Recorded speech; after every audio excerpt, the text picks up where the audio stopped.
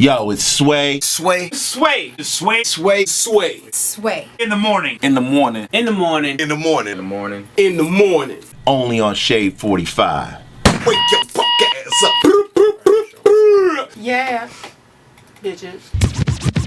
Ladies and gentlemen, joining us in the studio today, one of the most celebrated music men ever, responsible for the likes of Pink, Tony Braxton, TLC, Usher, Earth, Wind and Fire, Bruce Springsteen, Notorious B.I.G., Faith Evans. The list goes. Whitney Houston, Alicia Keys,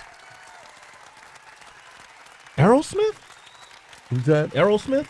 Aerosmith. Aerosmith. Yes, I signed Aerosmith. Yeah, Aerosmith. Barry Manilow. Barry Manilow. Well, yeah. Yes, sir. Janis Joplin. Janis Joplin. Mr. Clive Davis has joined us. Mr. Clive Davis has joined us for his new book, The Soundtrack of My Life. I must say, for the record, I had the pleasure of working with Clive years ago. What brought me to New York was a production deal he signed me to. He was so kind. 3 times I met Clive Davis. One was through Keith Naffley, who hired me to radio some years ago that worked with you, Clive. And I brought an artist by the name of Tech Nine. I remember. You remember that? Yes, I do. And Tech Nine came up to the office and rapped and jumped on your desk and did all kind of craziness. And you wanted to sign him at that time, but we had some legal ramifications we had to deal with, and it didn't work out. Brought another artist, singer by the name of Leela James, to you. At that time, you had Alicia Keys that you had just signed and brought her to L.A. Then I brought an artist by the name of Sly Boogie, and then I don't know if you were just like, you know what, this is his 3rd time. Let me just give the dude a deal. Right. And then we finally did work together. And one of the things I was really interested in was your process of how you determine what is a strong song, what isn't, what is a hit, what isn't, and how you go about obtaining them. And I think that's been the key to your success. At the end of the day, you got to find the hits, right? Yeah. Without any regret, you do have to find your signature songs, and you do have to find your hits. Now, in some cases, the artist is self-contained. So, for the most part, over the years, I've worked with self-contained artists, those that write their own material. Mm-hmm. But if an artist doesn't write, then I have taken it on as one of the things that we can provide at our label, the A&R staff with me. For example, Whitney did not write. And so, over the years, I became her creative partner, looking for material from everywhere, all over the world, going through hundreds and hundreds of songs before you said, okay, Saving All My Love is great. And then Whitney and I would meet, and we'd spend hours together going over the material, beginning really with the first album and going straight through her career. Straight through her career. And Whitney is a big part of this book, obviously. I was there when she passed away, the day of the big party that you do at the Grammys.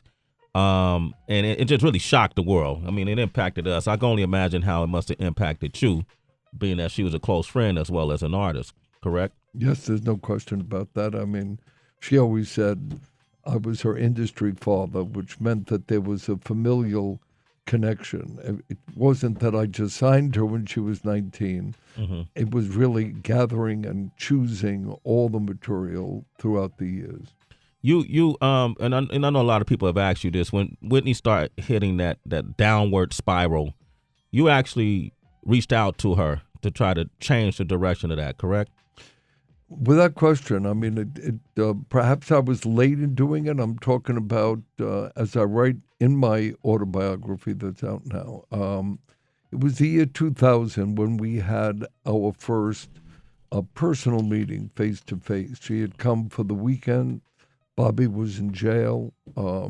He had signaled to me through a representative of his that if she went to rehab, he would. And she came to my weekend home with her daughter and a few relatives.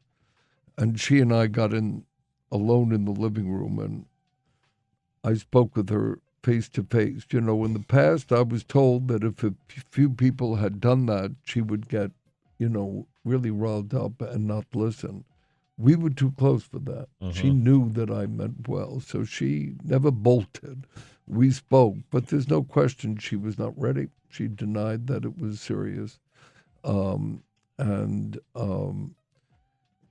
She just was not ready at the time, and point blank told me that I was exaggerating the seriousness of the issue. It was a year later at the Michael Jackson concert at Madison Square Garden when I saw her, and she looked like a skeleton. I mean, I gasped.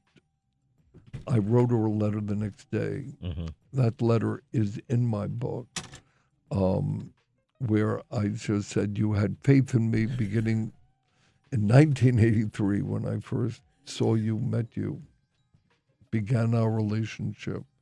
You've always trusted me. You've got to trust me now. Drugs are lethal. You're not going to escape. You're not going to beat it. And although she never specifically responded to the letter, there's no question that she then gradually returned to a much better state of health. And I write about that, when she came to see me in Las Vegas when I was getting a Lifetime Achievement Award. And she said, you're never going to get a Lifetime Achievement Award without me being present. Wow. And she, of course, rose to that occasion. She was brilliant. It's Sway in the morning, only on Shade 45.